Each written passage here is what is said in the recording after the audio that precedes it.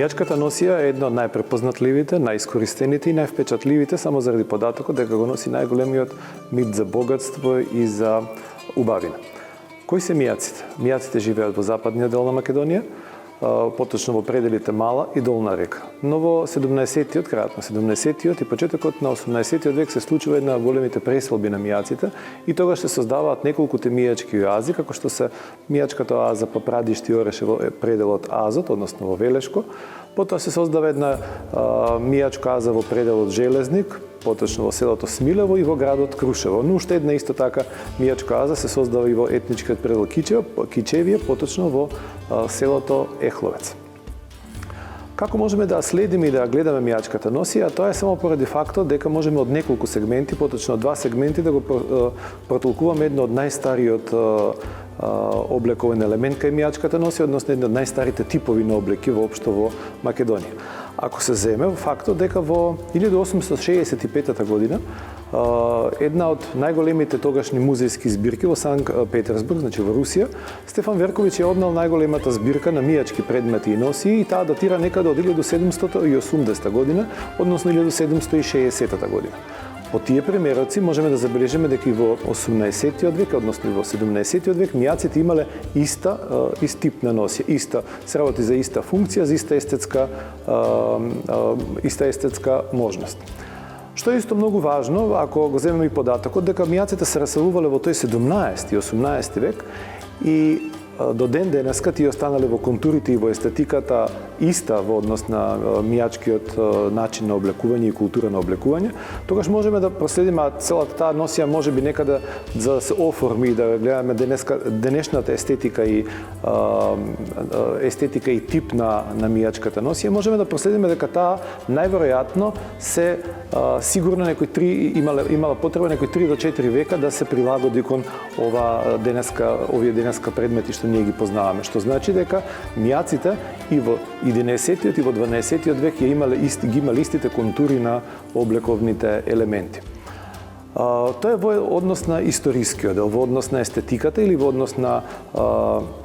богатството на носијата на мијаците, е самиот податок дека самите мијаци биле доста жилаво население и се раселувале. Во целото тоа нивно раселување, доселување во повширок и поголем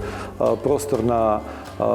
Балканот и пошироко, било нормално да се донесат и некои нови елементи кои ја образувале целата таа облековна култура. Така да делови од облеката се навистина донесени од Стамбул, донесени се од Солун, донесени се од многу подалечни делови, например имаме делови кои што се донесени дури од Персија, каде што во тој период доста била екзотични, се носеле доста екзотични материјали, каде што мијачката носија се доформувала во незината естетика. Една од поголемите специфики на мијаците или воопшто јадрото како се држало на тоа мијачко население е и мијачкиот бајрак, поточно и женските мијачки кондури, односно чевли, кои биле наречени жолти чегли, се изработувале од специјален жолт саватијан и представувале една голема естетика во облекувањето кај мијачката жена, што е многу важно. Се мисли дека тие мијачки чегли, односно тие жолти чегли се остаток од некогашното бољарско население, односно некаква кралска лоза која ја имале самите мијаци. Исто така, ако се поврзе и самиот мијачки бајрак, е многу важно да се напомене дека тој бил се изработувал до средината, односно почетокот на 20-тиот век, а тој мијачки бајрак бил многу приврзан и со црквата, односно голем дел од символите кои биле на него биле и поврзани со црквата. И само заради тој податок и самиот бајрак уште се нарекува и крстатен бајрак.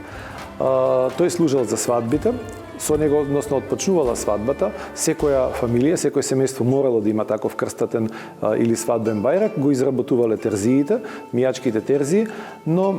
специфика е во тоа што тој останал во самото светјавање таа културна свест се до 20-тите и до 30-тите години од 20-тиот век. Специфика, па дури и покривањето за главата кај мажите било во неколку периоди, односно во неколку варијанти. Една од најстарите варијанти, една од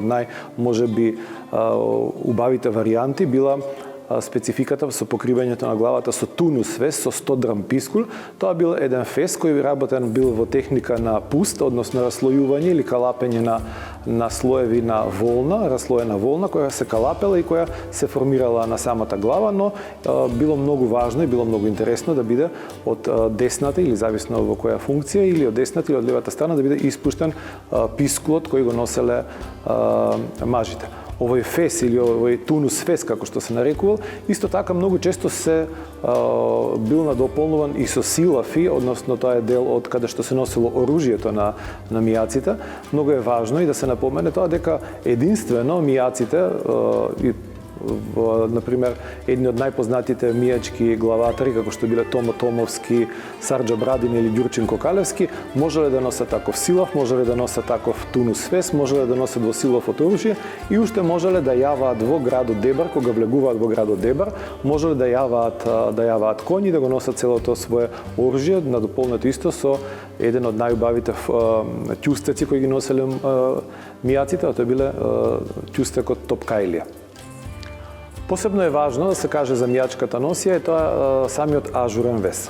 Пак јас историски би се навратил наназад и во мијачките оази, и воопшто во мијачкото јадро, како што е Мала или Долна река, еден од најпрепознатливите и највпечатливите бил везот на мијачката жена, најчесто застапен на покривките за глава, но исто така и на ракавниот вез. Тоа е еден од најпознатите ажурни везови, мијачки ажурни везови, кои се добивале со техника на синџати, со техника на кинатица или со техника на писано или воопшто лозено